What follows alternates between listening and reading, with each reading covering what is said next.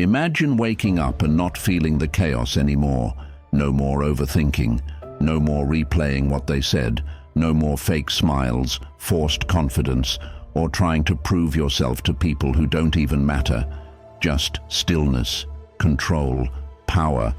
You speak less, but everything you say carries weight.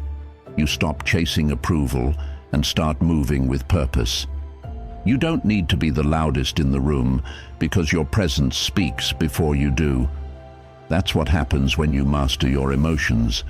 You stop living like a victim of your feelings, and you start living like a commander of your reality. And from that point forward, you will walk with confidence and conviction, because nothing owns you anymore, not fear, not anger, not the opinions of others, just you and your will. If that vision of yourself feels right, like something you've always been chasing in silence, then comment right now, "My silence is my strength." This is Stoic Spark. Let's build that version of you, starting now. Number 1, the first enemy, emotional slavery. Most people don't realize they're prisoners, not in a cell, but in their own mind. They wake up and immediately hand over their power. A comment ruins their mood. A delay triggers their anger. A rejection crushes their self-worth. This is emotional slavery, and it's everywhere. The person who snaps over a message, the one who can't handle silence, the one who needs constant validation, they're not living, they're reacting. Stoicism teaches that you cannot control what happens, but you can always control how you respond, and that is where your freedom begins. Marcus Aurelius didn't fear death, betrayal, or pain because he refused to give his emotions control over his actions. He ruled his mind like a disciplined general, and you must do the same, because the moment your emotions decide for you, your enemies win without lifting a finger. If you want to rise, if you want to walk with true conviction, you must declare war on the weakness inside. Comment below if you're ready to break free. I do not negotiate with my emotions. This is how the strong are built. Number 2, why confidence is built in silence. Confidence doesn't come from shouting, it doesn't need an audience. Real confidence is built in silence, when no one's watching, and you choose discipline over comfort. You wake up early, you train your mind, you face your demons alone, and you don't post about it. That's where power is forged. Because when you learn to move without announcing every step, the world feels your presence without explanation. The weak are loud, they need to be seen, but you're becoming quiet and deliberate. You've started to detach. You no longer explain yourself to people who haven't earned the right to hear you. That silence, that stillness, it's not emptiness, it's control. And from it grows a rare energy, a gravitational force. It's the reason the most powerful people in the world say less, but mean more. Confidence isn't a look, it's a frequency. And when you walk in that frequency, people sense that you are not to be played with. That's why, once you've trained your emotions into submission, you will walk with confidence and conviction, and the world will feel the shift. If this speaks to you, drop it in the comments. Power is quiet. Let them wonder while you work. Number 3, the Stoic law. Control the inner, ignore the outer. He world will never stop testing you. People will provoke you. Circumstances will shift. Chaos will knock on your door when you least expect it. But the Stoic law is simple. Control the inner, ignore the outer. Marcus Aurelius ruled the most powerful empire on earth, yet his true power wasn't in armies, it was in how he ruled himself. You can't control how others treat you, but you can control how you process it. You can't control failure, but you can control your response. Every time you stay calm when others would rage, every time you remain focused while others panic, you win. Not externally, but internally. That's where real domination begins. Emotional control isn't about suppressing what you feel. It's about mastering how you respond to what you feel. Most people are puppets, dancing to the strings of fear, pride, lust, envy. But you cut the strings. You anchor yourself deep where storms can't reach. And that's why, day by day, you will walk with confidence and conviction, because nothing owns you anymore. If you're ready to stop reacting and start ruling, comment, "I answer to my mind, not my mood." Number 4, dark psychology of emotional triggers. Here's what they don't teach you in school. Your emotions are being used against you every single day. Not by some villain in the shadows, but by systems, people, and even your own habits that have learned your triggers better than you have. Guilt, shame, jealousy, fear, these aren't just feelings. They're buttons, and the world is full of people who know exactly how to press them to get what they want from you. A manipulative partner makes you feel guilty, so you stay. A brand makes you feel insecure, so you buy. A so-called friend makes you feel jealous to feel superior. This is dark psychology, and unless you understand how it works, you're not thinking freely. You're reacting on command. Stoicism rips this illusion apart. It tells you to pause, observe, and reclaim control. Marcus Aurelius said, "You have power over your mind, not outside events. Realize this, and you will find strength."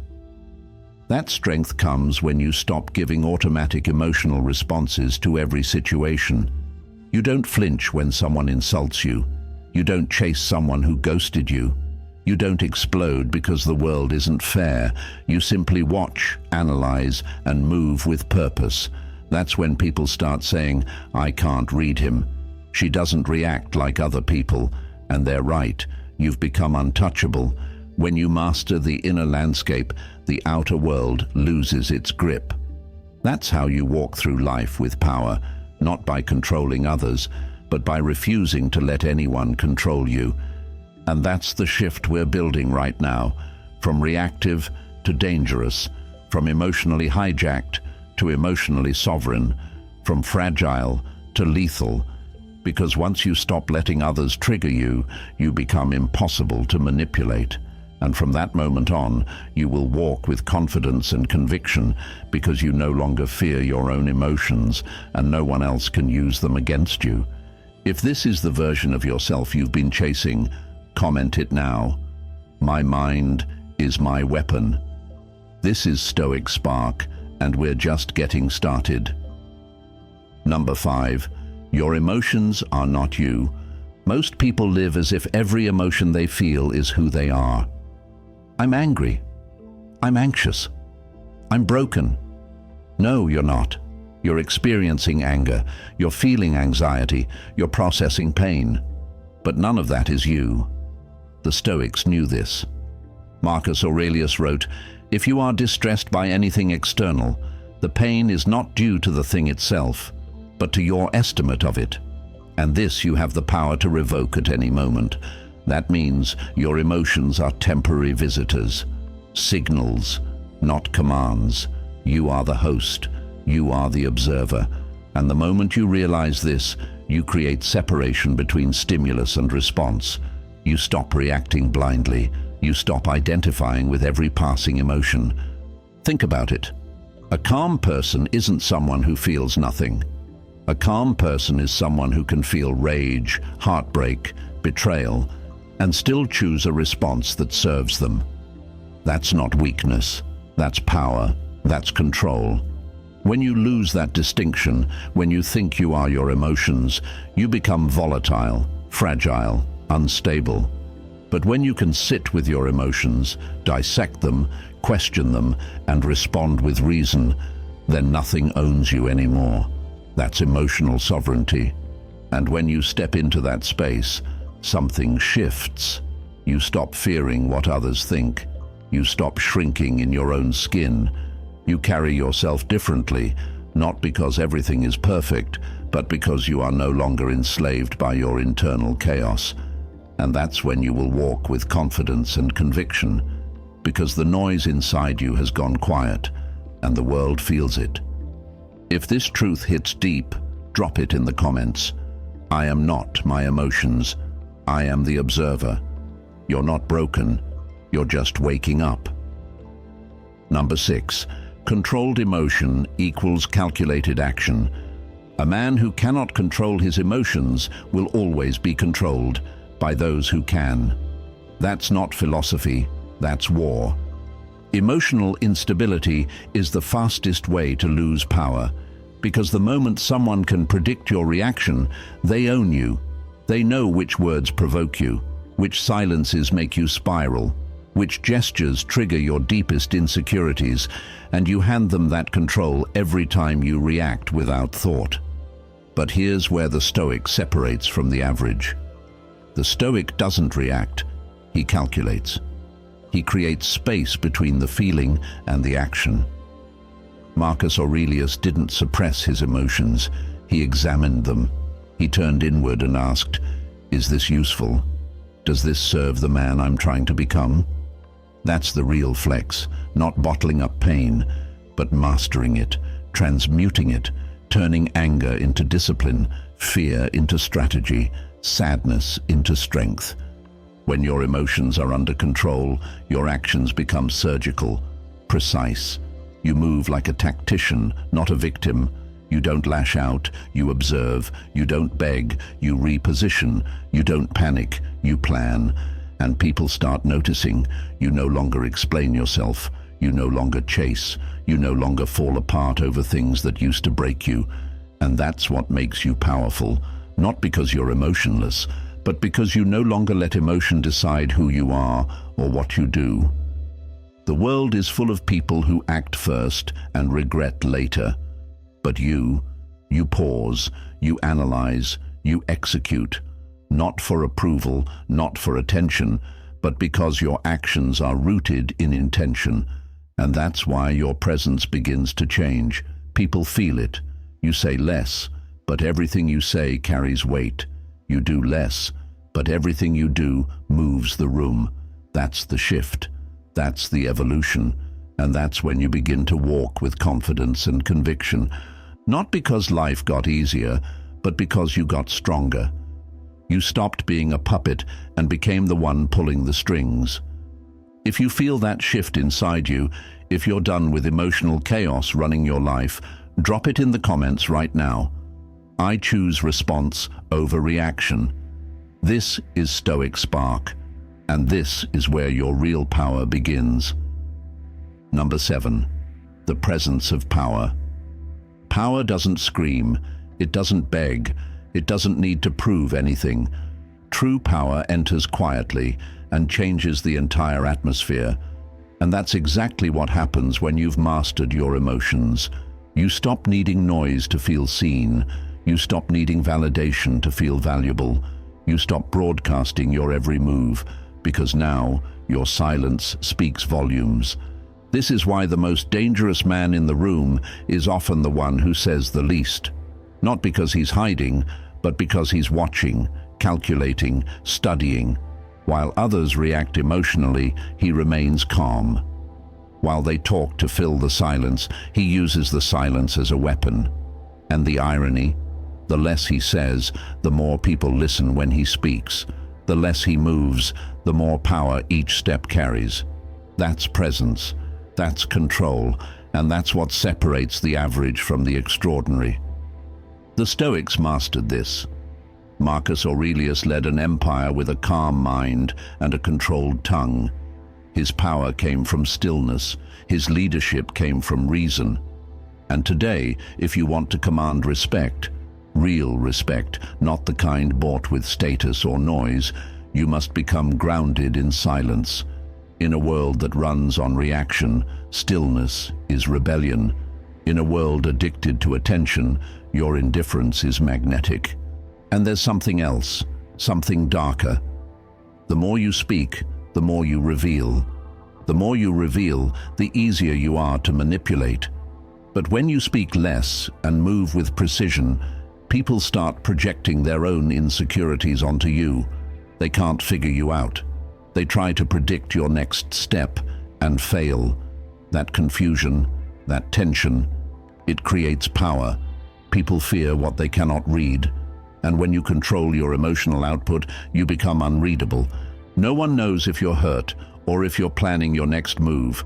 No one knows if you're calm or preparing to destroy everything. That's power. You don't need to flex. You don't need to post. Your discipline becomes your signal. Your restraint becomes your armor.